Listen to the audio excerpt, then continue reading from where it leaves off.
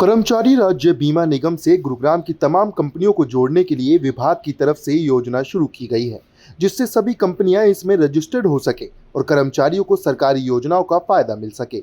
निगम ने कर्मचारियों और नियोक्ताओं के हित में दो महत्वपूर्ण योजनाएं लागू की हैं। इनमें स्प्री 2025 और एमएसटी योजना 2025 शामिल है।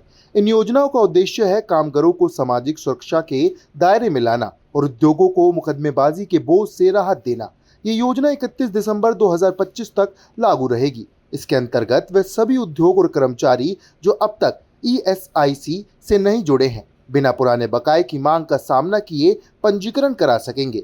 नियोक्ता अपने उद्योगों और कर्मचारियों का पंजीकरण ईएसआई पोर्टल, श्रम सुविधा पोर्टल और कंपनी मामलों के पोर्टल के माध्यम से करा सकते हैं। इस योजना के तहत जो नियोक्ता पंजीकरण कराएंगे, उन्हें उनकी पंजीकरण की तिथि या उनके द्वारा घोषित तिथि से कवर्ड माना जाएगा। नए पंजीकृत कर्मचारियों को भी उनकी पंजीकरण की तिथि से ही ईएसआई लाभ मिलने लगेंगे। सुरक्षा में क्या क्या आपको सामाजिक सुरक्षा में हमारे जो एक्ट के हिसाब से हम उन्हें चिकित्सा हित लाभ देते हैं, उन्हें और उनके परिवार को वो प्रथम दिन से ही देते हैं। जिस दिन वो रजिस्टर हो गए उस दिन से उन्हें मिलता है। उसके साथ ही हमारे जो बीमारी का हित लाभ है वह 9 मंथ के बाद मिलता है, उसमें कॉन्ट्रीब्यूटरी कंडीशन है।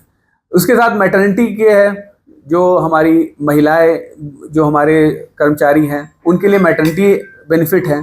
इसके साथ हमारा जो काम करते हुए चोट लग गए या काम पे जाते हुए या काम से वापस आते हुए भी अगर चोट लगती है तो उसके केस में भी हम उन्हें अस्थायी निःशक्तता हित लाभ देते हैं। इसके साथ अगर भगवान न करे अगर डेथ हो जाती है तो उसमें उनके आश्रितों को हम लोग एक तरह से पेंशन की तरह हम उन्हें देते हैं। जो भी उनका आखिरी वेतन रहा हो उसका 90% हम उनके आश्रितों में बांटते हैं। अनएम्प्लॉयमेंट अलाउंस भी है। उनकी नौकरी मान लीजिए चली गई, 3 महीने तक हम उन्हें शॉर्ट टर्म, एक हमारा अटल बीमित व्यक्ति कल्याण योजना है उसमें 3 महीने के लिए हम देते हैं। और अगर कभी उनकी कंपनी बंद हो गई या उनको नौकरी से निकाला गया तो उस केस में एक लॉन्ग टर्म भी हमारे पास राजीव गांधी श्रमिक कल्याण योजना है। साथ ही बीमित के बच्चों को भी हम मेडिकल की पढ़ाई के लिए भी हम उनके लिए रिजर्व रखते हैं। हमारे 8 मेडिकल कॉलेज है, उसमें करीब 466 सीटें हमने रिजर्व कर रखी है एमबीबीएस की, जो कि जो सेंट्रल और स्टेट के जो हमारे मेरिट होती है उससे कम में भी उनका एडमिशन होने का चांस होता है। तो ये सारी सुविधाएं हम उन्हें देते हैं। अपने लोगों को मिल रही है। अगर आप वैसे देखें तो हमारे पास आज की डेट में, मैं गुड़गांव की अगर बात करूं तो हमारे पास करीब 3000 ऐसे लोग हैं जो कि हमारे जो परमानेंट डिसेबलमेंट बेनिफिट है वो पा रहे हैं। 3000 से ज़्यादा लोग हैं।